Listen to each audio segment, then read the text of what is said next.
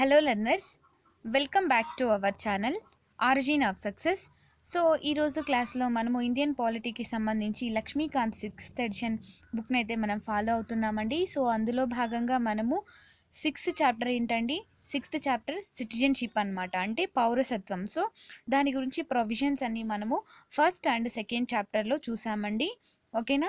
So ఇప్పుడు overseas citizenship of India ఎలా ఉంటుంది, సో దాన్ని ఎలా రిజిస్టర్ చేసుకోవాలి, అండ్ ఓసిఐ కార్డ్స్ మనం ఎలా పొందాలి, ఓకే. సో ఎవరికి అప్లికేబుల్ అవుతుంది, సో వాటి రిజిస్ట్రేషన్ ఎలా చేసుకోవాలి, సో వాటన్నిటికి గురించి కూడా మనము ఈ చాప్టర్లో చూస్తామండి. సో ఇప్పుడు ఏంటి అంటే, సో మీకు లక్ష్మీకాంత్ బుక్ అనేది ఓన్లీ తెలుగులో మాత్రము ఓన్లీ ఫోర్త్ ఎడిషన్ మాత్రమే ఉందన్నమాట.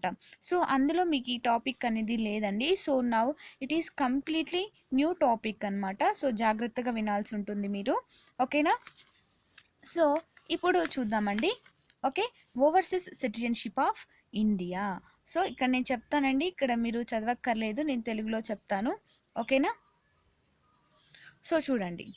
సో ఇప్పుడు ఏంటంటే మన సెంట్రల్ గవర్నమెంట్ సెప్టెంబర్ 2000లో, అంటే 2000 సంవత్సరంలో ఒక హై లెవెల్ కమిషన్ని ఎల్ఎం సింఘ్వి అధ్యక్షతన భారతీయ ప్రవాసుల కోసము ఏర్పరిచిందనమాట. సో దీని యొక్క ముఖ్య ఉద్దేశం ఏంటి అంటే, గ్లోబల్ ఇండియన్ డయాస్పోరాపై ఒక సమగ్ర అధ్యయనం చేయడం కోసం మరియు వారితో నిర్మాణాత్మక సంబంధం కోసము చర్యలను సిఫార్సు చేయడం కోసమే ఈ కమిటీ యొక్క ముఖ్య ఉద్దేశం అన్నమాట, ఓకేనండి. సో తర్వాత ఈ కమిటీ, ఎల్ఎం సింఘ్వి కమిటీ ఏంటంటే, దీని రిపోర్టు 2 జనవరి 2002న ఇవ్వడం అయితే జరిగిందనమాట. సో ఈ రిపోర్ట్లో ఏం చెప్పింది అంటే, పౌరసత్వ చట్టం 1955ను సవరించి ఏదైతే డబుల్ సిటిజన్షిప్ ఉందో, అంటే ద్వంద్వ పౌరసత్వము, అంటే పర్సన్స్కి, అంటే పర్సన్ ఆఫ్ ఇండియన్ ఆరిజిన్కి ఇవ్వాలని చెప్పేసి సిఫార్సు చేసిందనమాట, ఓకేనండి. సో ఇంకొకసారి చెప్తాను చూడండి. సో ఈ కమిటీ ఎప్పుడు రిపోర్ట్ ఇచ్చిందండి, 2 జనవరి 2002న రిపోర్ట్ అయితే ఇవ్వడం జరిగిందనమాట. సో ఈ రిపోర్ట్లో ఏం చెప్పింది అంటే, ఇప్పుడు పర్సన్స్ ఆఫ్ ఇండియన్ ఆరిజిన్ ఎవరైతే ఉంటారో, సో వాళ్ళందరికీ డ్యూయల్ సిటిజన్షిప్ ఇవ్వాలని చెప్పేసి ఈ కమిటీ సిఫార్సు చేయడం అయితే జరిగిందనమాట. సో ఇప్పుడు మిమ్మల్ని క్వశ్చన్ ఎలా అడగవచ్చు అంటే, ఓవర్సీస్ సిటిజన్షిప్కి సంబంధించి ఏర్పరిచినటువంటి కమిటీ ఏది, అంటే ఎవరి అధ్యక్షతన ఈ కమిటీని ఏర్పరిచారు అని అడిగితే అప్పుడు చెప్పండి ఏంటండి, ఎల్ఎం సింఘ్వి అన్నమాట, ఓకేనా అండి. సో ఈ కమిటీ అనేది ఎప్పుడు రిపోర్ట్ ఇచ్చిందండి, 2 జనవరి 2002 నాడున ఈ కమిటీ అనేది రిపోర్ట్ ఇచ్చిందనమాట. సో ఈ రిపోర్ట్లో ఈ కమిటీ ఏం చెప్పింది అంటే, ఎవరైతే పర్సన్స్ ఆఫ్ ఇండియన్ ఆరిజిన్స్ ఉంటారో, సో వాళ్ళందరికీ ఏంటంటే డ్యూయల్ సిటిజన్షిప్ ఇవ్వాలని చెప్పేసి ఈ కమిటీ అనేది సిఫార్సు చేయడం జరుగుతుందన్నమాట, ఓకేనా. సో చూడండి ఇక్కడ.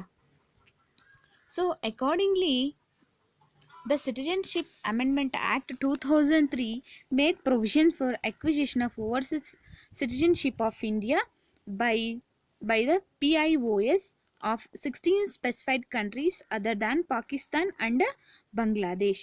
సో దీని ప్రకారంగా అంటే, ఇక్కడ ఈ కమిటీ ప్రకారంగా ఏంటంటే, ఈ పౌరసత్వ చట్టం 2000, అంటే ఇప్పుడు సవరణ చేయడం జరిగింది కదా.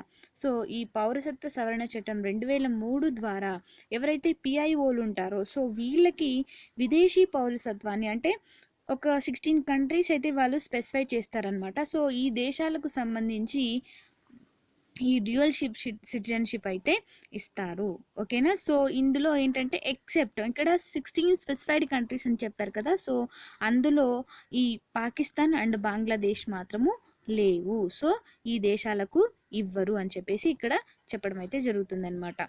సో ఇదే చూడండి. సో మనకి మొట్టమొదటిసారిగా చెప్పుకున్నాం చూడండి. నేను ఎప్పుడు చెప్పానంటే, పౌరసత్వ చట్టం 1955 చెప్పాను కదండి. సో అప్పుడు మీకు చెప్పాను చూడండి, కామన్వెల్త్ పౌరసత్వం కూడా ఉండేది. సో దానిని ఈ 2003 చట్టం ద్వారా తొలగించబడింది అని చెప్పాను కదా.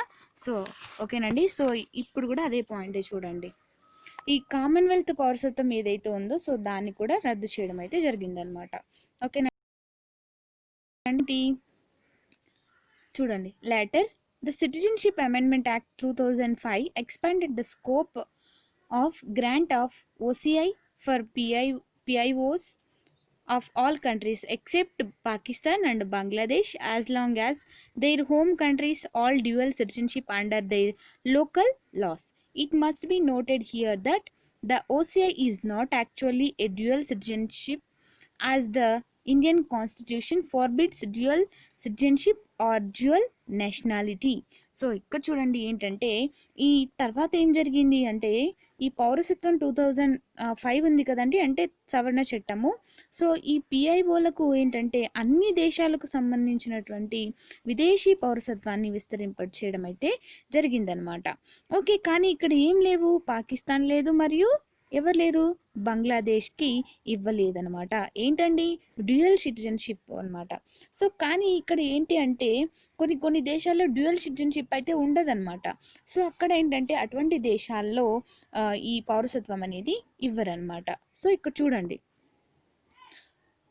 All dual citizenship under their local loss, అంటే ఏ దేశంలో మన వాళ్ళు ఉంటారో సో వాళ్ళు ఉన్నటువంటి లోకల్ కంట్రీకి సంబంధించినటువంటి లాస్ని బేస్ చేసుకుని కూడా ఈ ఈ పౌరసత్వం అనేది ఇవ్వడం అయితే జరుగుతుందన్నమాట. ఓకే, తర్వాత చూడండి, again the Citizenship Amendment Act 2015 has modified the provisions pertaining to OCI in the Principal Act. It has introduced a new scheme called Overseas Citizen of India Card Holder by merging the PIO card scheme and OCI card scheme. So చూడండి ఇక్కడ, so ఈ తర్వాత ఏంటంటే మళ్ళీ ఈ పౌరసత్వ సవరణ చట్టం 2015 ఏదైతే ఉందో సో ఈ ఓసీఐకి సంబంధించి కొన్ని సవరణలు అయితే తెచ్చారనమాట. ఓకే, ఈ సవరణల ద్వారా సో అందులో మొట్టమొదటిసారిగా ఏంటి అంటే ఈ పిఐఓ కార్డ్ తర్వాత ఓసీఐ కార్డ్ స్కీమ్, అంటే ఈ రెండు స్కీమ్లు ఏం చేశారంటే రెండింటిని మెర్జ్ చేశారనమాట, అంటే అమాల్గమేట్ చేశారు. ఓకే, అంటే రెండింటిని కలిపి ఒక కొత్త స్కీమ్, దట్ ఈస్ ఏంటంటే overseas citizen of India card హోల్డర్ని తీసుకొచ్చిందనమాట. ఓకేనా అండి. సో పిఐఓ కార్డ్ స్కీమ్ని అండ్ ఓసీఐ కార్డ్ స్కీమ్ని రెండింటిని మెర్జ్ చేసి ఒక న్యూ స్కీమ్ అనమాట. సో అదే overseas citizen of India card holder. So ఈ రెండింటిని కలిపి మనకి overseas citizen of India card హోల్డర్ని తీసుకొచ్చిందనమాట. ఓకేనండి. సో చూడండి ఇక్కడ తర్వాత the POI card scheme was introduced on August 19, 2002. Thereafter, the OCI card scheme was introduced with effect from December 2, 2005. అంటే ఈ పిఐఓ కార్డ్ స్కీమ్ ఏంటంటే ఆగస్ట్ 19, 2002న దీన్ని ఇంట్రడ్యూస్ చేయడం జరిగిందనమాట. అండ్ ఓసీఐ ఈ కార్డ్ స్కీమ్ అనేది ఇది డిసెంబర్ 2, 2005 నుంచి అమల్లోకి రావడం అయితే జరిగిందనమాట. ఓకేనా, అంతవరకు క్లియరా? Both the schemes were running in parallel even though the OCI card scheme had become more popular. So ఈ రెండు కూడా అంటే నేను బ్యాక్గ్రౌండ్ చెప్తున్నానండి. ఓకేనా, సో ఈ పిఐఓ కార్డ్ ఏమో అంటే ఈ స్కీమ్ ఏమో ఆగస్ట్ 19, 2002న వస్తే సో తర్వాత ఏమొచ్చిందండి, తర్వాత ఓసీఐ కార్డ్ డిసెంబర్ 2, 2005 వచ్చిందనమాట. సో అప్పుడు ఏంటంటే ఈ రెండు స్కీమ్స్ ఉండేవి, అంటే ఈ రెండు స్కీమ్స్ కూడా ప్యారలల్గా ఉండేవన్నమాట. సో ఇక్కడ ఏం జరిగిందంటే ఈ పిఐఓ స్కీము తర్వాత ఓసీఐ స్కీమ్ రెండు ఉన్నాయి ఇక్కడ కదా. సో ఈ రెండిట్లో మోర్ పాపులర్గా ఏది అయిందంటే ఓసీఐ కార్డ్ స్కీమ్ అనేది మోర్ పాపులర్ అయిందనమాట. సో అప్పుడేమైంది, this was causing unnecessary confusions in the minds of applicants. అంటే ఏంటంటే సో ఇలా ఉండడం వల్ల ఏంటంటే అప్లికేషన్ చేసుకునే వాళ్ళకి చాలా ఇబ్బంది అయిపోయిందనమాట, అంటే కన్ఫ్యూజన్ అనేది అయిందనమాట. సో ఇక్కడ చూడండి, keep in view some problems being faced by applicants and to provide enhanced facilities to them, the Government of India dedicated to formulate one single scheme after merging PIO and OCI schemes containing positive attributes of both. Hence, for achieving this objective, the Citizenship Act 2015 was enacted. Okay, so ఓకేనండి. So ఈ కన్‌ఫ్యూజన్‌ని తొలగించడానికి మన central government అనేది so ఈ రెండిటిని కలిపేసి ఏమని చెప్పిందండి? ఓకే. ఏమని చెప్పింది మనకి? Overseas citizens of India card హోల్డర్గా చెప్పిందనమాట. సో దీనివల్ల ఈ 2015 యాక్ట్ అనేది మనకి మరింత మెరుగులోకి వచ్చింది. అంటే ఈ యాక్ట్ని సక్సెస్ఫుల్గా చేసినట్టు. ఓకేనా. The PIO scheme was rescinded with effect from January 9, 2015, and it was also notified that all existing PIO card holders shall be deemed to be OCI card holders with effect from January 9, 2015. So ఈ PIO scheme అనేది మనకి 9 ఫిబ్రవరి 2015 అంటే దీన్నైతే రద్దు చేయడం జరిగింది. So ఆ రద్దు అనేది ఎప్పటి నుంచి స్టార్ట్ అయింది అంటే 9th ఫిబ్రవరి 2015 నుండి ఇది రద్దు చేయడం అయితే అంటే అది రద్దు అవుతుందన్నమాట. ఓకేనండి. సో పర్టికులర్ డేట్ నుండి మనకి అది రద్దు అవుతుంది. So and PIO card holders అందరు కూడా ఏంటి ఓసిఐ కార్డ్ హోల్డర్స్గా అంటే కన్సిడర్ చేయబడతారనమాట. సో అది ఎప్పుడు అంటే with effect from 9 February 2015. Okay. Next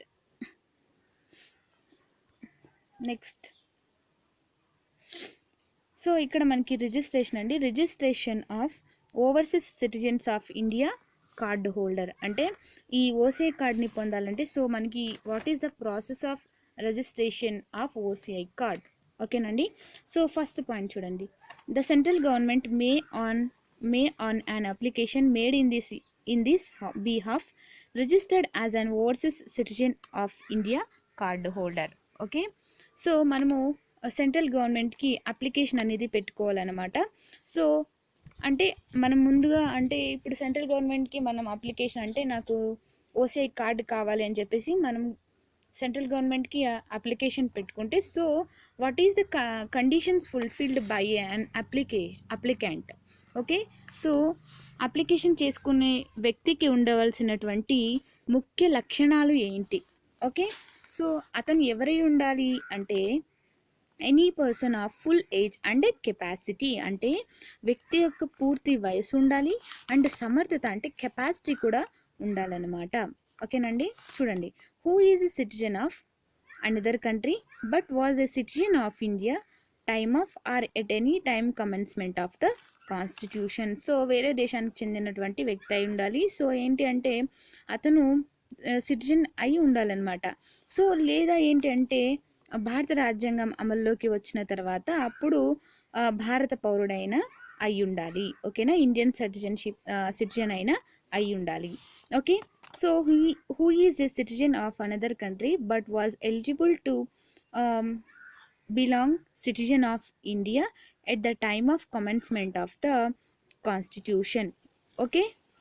so ఇక్కడ ఏంటంటే ఇక్కడ మనకి కీవర్డ్ ఉంది చూడండి. సో అక్కడేమో ఖచ్చితంగా ఏమై ఉండాలి. సో రాజ్యాంగం అమల్లోకి వచ్చిన తర్వాత అతను కంపల్సరీగా సిటిజన్షిప్ అయి ఇండియన్ సిటిజన్ అయి ఉండాలి. సో ఇక్కడ ఏంటి అంటే ఇక్కడ మనకి అప్పుడు చెప్పుకున్నామండి. సో రాజ్యాంగం అమల్లోకి వచ్చిన తర్వాత ఏంటంటే కొన్ని కండిషన్స్ అయితే ఉన్నాయండి. సో ఆ కండిషన్స్కి ఇతను ఎలిజిబుల్ అయితే చాలు. సో అలా ఎలిజిబుల్ అయినా కూడా ఈ ఓసిఐ కార్డ్ అనేది ఇష్యూ చేయడం అయితే జరుగుతుందన్నమాట. ఓకేనండి. సో నెక్స్ట్ చూడండి. Who is a citizen of another country but belonged to a territory become part of India after the 15th August 1947. So ఇప్పుడు మనం కొన్ని భూభాగాలను అయితే మనము స్వాధీనం చేసుకున్నామండి. సో ఫర్ ఎగ్జాంపుల్గా పాండిచ్చేరి కానీ గోవా కానీ. సో అప్పుడు ఏంటి అంటే ఇప్పుడు ఆ ప్రాంతంలో ఉన్నటువంటి వాళ్ళు సో వేరే దేశానికి ఇప్పుడు ఫారెన్ వెళ్ళి సెటిల్ అయ్యారనుకోండి. సో మళ్ళీ వాళ్ళు తిరిగి వచ్చారనుకోండి. సో అట్లాంటి వాళ్ళకు కూడా మనం ఓసిఐ కార్డ్ అనేది ఇష్యూ చేయడం అయితే జరుగుతుందన్నమాట. ఓకేనా అండి. Next. So a person who is minor child of a person mentioned in clause A. So పైన చెప్పాం కదా. సో వీళ్ళకి సంబంధించి మైనర్ చైల్డ్ ఎవరైతే ఉంటారో సో వాళ్ళకు కూడా ఈ ఓసిఐ కార్డ్ అనేది ఇష్యూ చేయడం అయితే జరుగుతుందన్నమాట. ఓకేనా. Next. A person who is a minor child. So ఇక్కడ బి చూడండి. సో ఎవరైతే పైన చెప్పాం కదా, సో ఎవరైతే ఉంటారో సో వాళ్ళ పిల్లలకు కూడా అర్హులే అవుతారనమాట. అంటే క్లాస్ ఏలో చెప్పుకున్నాం కదా, సో ఇంతకుముందు చెప్పుకున్నాం చూడండి 1 2 3 4 అని. ఓకే, వాళ్ళ పిల్లలకు కూడా ఈ ఓసే కార్డ్ అనేది ఇవ్వడానికి ఎలిజిబుల్ అవుతారనమాట.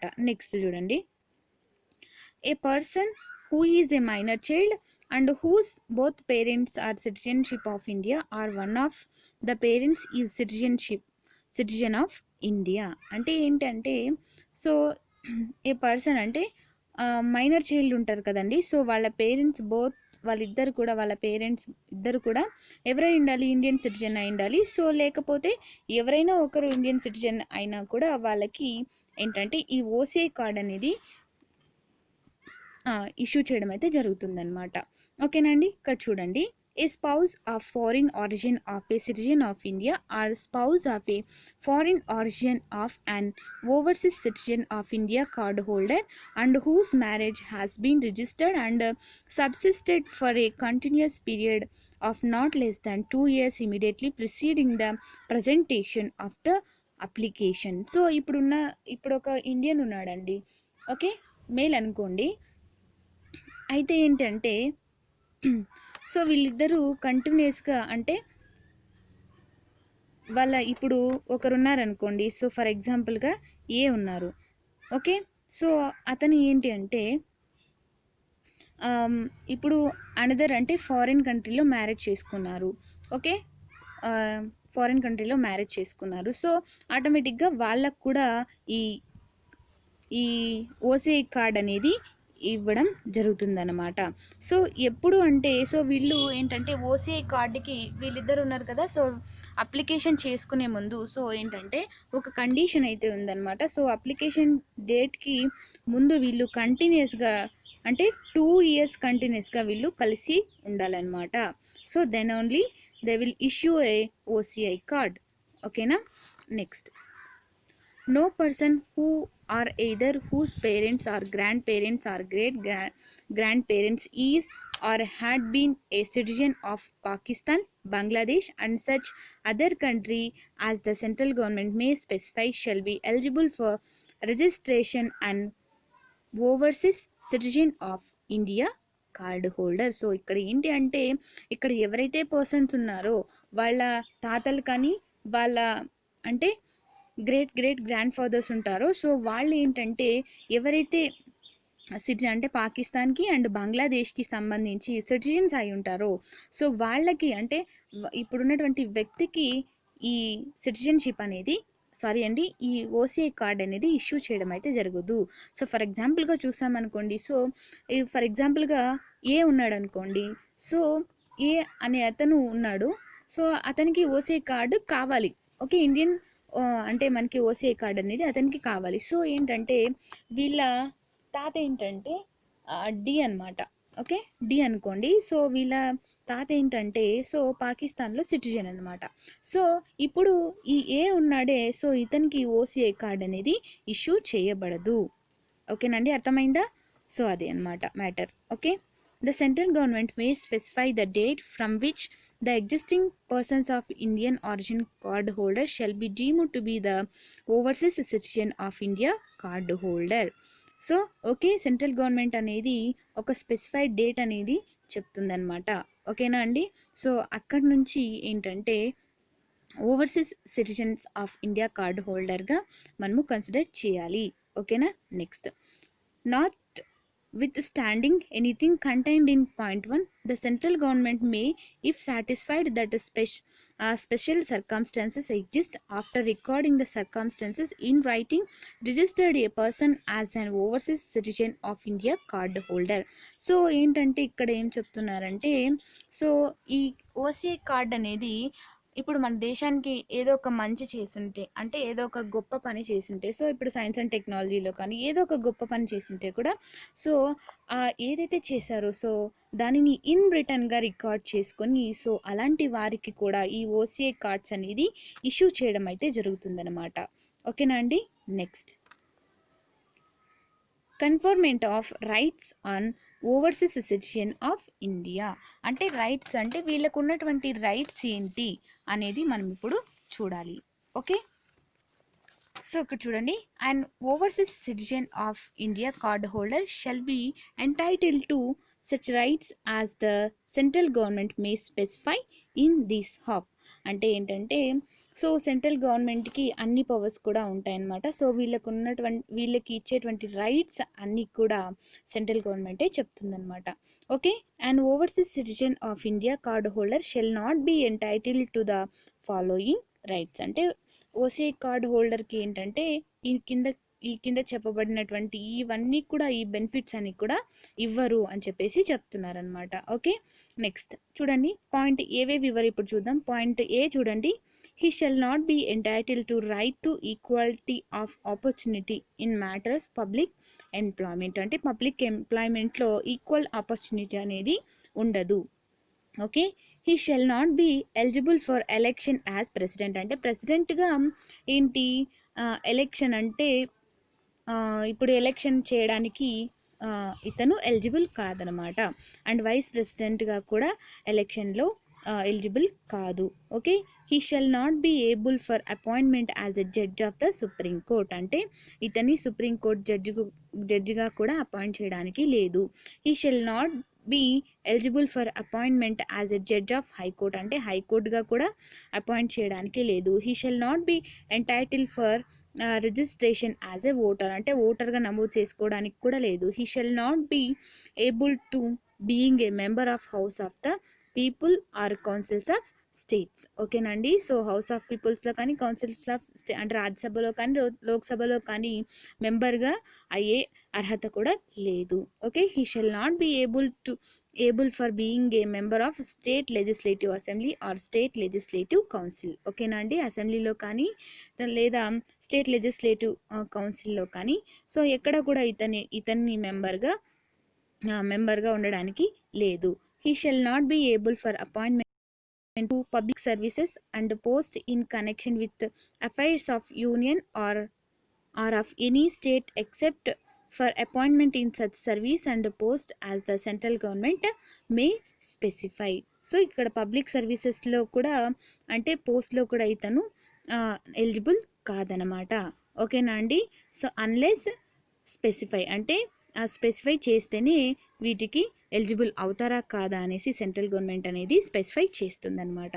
ఓకేనండి, సో 3 అండి. Next, renunciation of overseas citizen of India card. Okay, so ఇక్కడ చూడండి, first point, if any overseas citizen of India card holder make a prescribed manner A declaration renouncing a card registering him as an overseas citizen of India card holder, the declaration shall be registered by the central government, and upon such registration that person shall cease to be an overseas citizen of India card holder. So ఇప్పుడు ఎవరైనా ఒక వ్యక్తి ఏంటంటే, ఇప్పుడు ఈ overseas card అంటే ఇప్పుడు ఈ ఓసీఐ కార్డు హోల్డర్ ఎవరైతే ఉన్నారో, సో అతను ఏంటంటే ఆ కార్డ్ని ఏంటంటే నాకు వద్దు అనుకుంటున్నాడు అనమాట. సో మళ్ళీ ఏం చెప్పాలంటే సెంట్రల్ గవర్నమెంట్ దగ్గర మనము రిజిస్టర్ చేసుకోవాల్సి ఉంటుందన్నమాట. సో అప్పటి నుంచి ఎప్పుడైతే మనం రిజిస్టర్ అవుతుందో, సో అప్పటి నుంచి కూడా ఈ ఓసీఐ కార్డ్ అనేది మనకి రద్దు అవుతుందన్నమాట.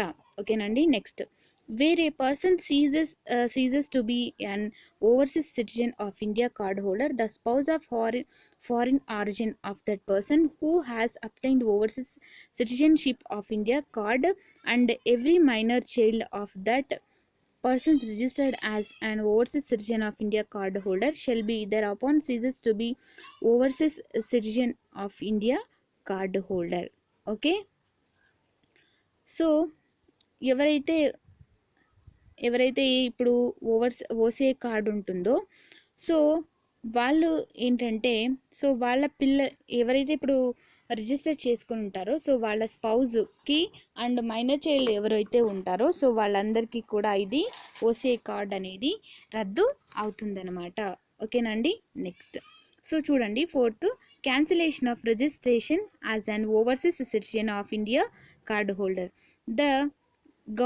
The central government may cancel the registration of a person as an overseas citizen of India cardholder if it is satisfied that the registration as an overseas citizen of India cardholder was obtained by means of fraud or false representation or concealment of any material fact. So ఏంటంటే ఇప్పుడు ఒక వ్యక్తి ఏంటంటే ఇప్పుడు తను అడగలేదు. So OCI కార్డ్‌ని మాకు రద్దు చేయండి అని చెప్పేసి. సో ఇప్పుడు గవర్నమెంటే గుర్తించి కొందరిని క్యాన్సిల్ చేస్తుందనమాట. సో వాళ్ళని క్యాన్సిల్ చేస్తుందంటే, సో కొంతమంది ఫ్రాడ్‌గా ఉన్నది లేనట్టు, లేనిది ఉన్నట్టుగా చెప్తుంటారు కదా! సో వాళ్ళని అండ్ ఫాల్స్ రిప్రజెంటేషన్ అంటే ఏంటంటే కొన్ని పేపర్స్ అంటే డాక్యుమెంట్స్ కానీ సో అలాంటివన్నీ కూడా ఫాల్స్‌గా రిప్రజెంటేషన్ చేయడం కానీ, సో కొన్ని మ్యాటర్స్ ఏమైతే ఉంటాయో సో వాటిని దాచిపెట్టడం కానీ, దాచిపెట్టి సో ఈ కార్డు కోసం అప్లై చేసుకోవడం కానీ, సో అలాంటివి ఉన్నప్పుడు అలాంటి టైంలో సెంట్రల్ గవర్నమెంట్ ఈ వాళ్ళ ఓసీ కార్డ్ ఏదైతే ఉందో సో వాళ్ళ కార్డ్ని రద్దు చేస్తుంది అనమాట, అంటే క్యాన్సిల్ చేస్తుంది. Okay, the overseas citizen of India card holder has shown disaffection towards the constitution of India. So ఏంటంటే మన రాజ్యాంగం పట్ల విధేయత చూపకపోవడం. ఓకే, సో ఇలాంటి సందర్భంలో కూడా సెంట్రల్ గవర్నమెంట్ మనకి ఏం చేస్తుందంటే ఈ ఓసీ కార్డ్ని అయితే క్యాన్సిల్ చేస్తుందన్నమాట. The overseas citizen of India card holder has during any war in which India may be engaged unlawful trade or communicated with enemy. So మన దేశము ఎప్పుడైతే ఏ దేశంతో అయితే యుద్ధం చేస్తుందో, సో ఫర్ ఎగ్జాంపుల్గా చైనాతో చేస్తుందనుకోండి, సో అప్పుడు ఈ ఓసీ కార్డ్ హోల్డర్ ఎవరైతే ఉంటారో సో వాళ్ళు ఏంటంటే ట్రేడ్ కానీ అంటే వ్యాపారం కానీ అన్లాఫుల్ ట్రేడ్ అనేది చేస్తే కనుక, లేకపోతే అన్లాఫుల్ కమ్యూనికేషన్ అయితే కనుక సో ఆ వ్యక్తికి ఉన్నటువంటి ఈ ఓసీ కార్డ్ని అయితే రద్దు చేయడం అయితే జరుగుతుందన్నమాట. ఓకేనండి, సో డి పాయింట్ చూడండి. The overseas citizen of India card holders has within 5 years after registration been sanctioned to imprisonment for a term of not less than 2 years. So ఒక వ్యక్తికి ఇప్పుడు సో ఫర్ ఎగ్జాంపుల్గా బి అనే వ్యక్తికి ఈ OCI card వచ్చేసి ఒక 5 years అవుతుందండి. సో ఈ 5 yearsలో ఏంటంటే ఇతను 3 సంవత్సరాలు వరుసగా జైలుకి వెళ్ళాడనమాట. సో అటువంటి సందర్భంలో కూడా మన సెంట్రల్ గవర్నమెంట్ ఈ ఓసీఐ కార్డ్ని రద్దు చేసేస్తుందనమాట. సో సో ఇంకోసారి చెప్తా చూడండి. సో ఎవరైనా ఒక పర్సన్ అయితే ఏంటంటే ఓసీ కార్డు హోల్డర్ అయి ఉంటే కనుక సో అతను రిజిస్టర్ చేసుకున్నప్పటి నుంచి 5 సంవత్సరాల లోపు 2 సంవత్సరాలు జైలుకు వెళ్ళుంటే సో అతనికి ఉన్నటువంటి ఓసీ కార్డ్ అనేది మన సెంట్రల్ గవర్నమెంట్ అనేది క్యాన్సిల్ చేస్తుందన్నమాట. ఓకేనా అండి. సో నెక్స్ట్ చూడండి. It is necessary so to do in the interest of sovereignty and integrity of India, the security of India, friendly relations of India with any foreign country in the interest of general public. అంటే మన భారతదేశ సార్వభౌమత్వానికి సంబంధించి మరియు సమగ్రతకు సంబంధించి, తర్వాత స్నేహపూర్వక సంబంధాలకు సంబంధించి అంటే వేరే కంట్రీతో సంబంధించి సో ఈ ఓసీఐ కార్డులను కూడా క్యాన్సిల్ అనేది చేయవచ్చు అన్నమాట. ఓకేనా అండి. So the marriage of an overseas citizen of India card holder. So ఇక్కడ చూడండి. సో ఫస్ట్ ఏంటి, has been dissolved by competent court of law or otherwise. Okay, or has not been dissolved but during subsistence of such marriage has been solemnized marriage with any other person. So ఇందాక మనం చెప్పుకున్నామండి. So ఎవరైతే ఈ OCI card holder ఉంటారో so ఎవరినైనా marriage చేసుకుంటే so ఆటోమేటిక్గా స్పౌజ్కి కూడా ఏమవుతుంది, ఆమె లేదా అతను వాళ్ళు కూడా ఈ ఓసే కార్డ్ అనేది తీసుకోవడానికి ఎలిజిబుల్ అవుతారనమాట. సో ఇప్పుడు ఏంటంటే సో వీళ్ళు ఏంటంటే ఇప్పుడు డివోర్స్ తీసుకున్నారు. సో హస్బెండ్ వైఫ్ ఉన్నారండి, ఇప్పుడు డివోర్స్ తీసుకున్నారనుకోండి. సో ఆటోమేటిక్గా ఎవరైతే ఉన్నారో సో వాళ్ళకి క్యాన్సిల్ అవుతుందన్నమాట. సో ఇప్పుడు ఫర్ ఎగ్జాంపుల్గా ఏకి కార్డు హోల్డర్ అన్నమాట. సో బీని మ్యారేజ్ చేసుకున్నాడు. సో బీకి ఏంటి ఇప్పుడు ఆటోమేటిక్గా ఈ ఓసీ కార్డ్ తీసుకోవడానికి ఎలిజిబుల్ అవుతుంది అనమాట. సో ఇన్ కేస్ వీళ్ళు డైవోర్స్ తీసుకుంటే కనుక బీ ఎవరైతే ఉన్నారో ఓకే సో వాళ్ళకి ఏమవుతుంది, ఇది ఓసీ కార్డ్ అనేది క్యాన్సిల్ అవుతుందన్నమాట. సో అలా కాకుండా ఏ అనేవాడు ఏంటంటే బికి డివోర్స్ ఇవ్వకుండా అదర్ మ్యారేజ్ అనేది చేసుకున్నారనుకోండి, సో అప్పుడు ఈ ఏకి ఏమవుతుంది, ఓసీ కార్డ్ అనేది రద్దు అవుతుందన్నమాట. ఓకేనా అండి. సో ఏకి రద్దు అవుతుంది. Okay, next. ఓకేనండి. సో ఇదండి మనకి సంబంధించి మొత్తం కూడా overseas citizenship of India. So very very important అండి. సో ఈ చాప్టర్లో మనకి ఏంటంటే క్వశ్చన్స్ అనేవి మనకి స్టేట్మెంట్ టైప్లో అడగడానికి కూడా ఛాన్సెస్ ఉంది కాబట్టి చదువుకోండి. ఓకేనా. థ్యాంక్ యూ అండి. Thanks for watching. Have a nice day. So next చాప్టర్లో మనం ఏంటంటే సిటిజన్షిప్ యాక్ట్ 2019 చూద్దామండి. ఓకేనా. సో అక్కడే మనము ఇన్నర్ లైన్ పర్మిట్ అంటే ఏంటి అండ్ అస్సాం అకార్డ్ ఏంటి, సో వీటన్నిటిని కూడా మనం అక్కడ చూద్దాం. ఓకే, థ్యాంక్ యూ అండి. Thanks for watching. Have a nice day.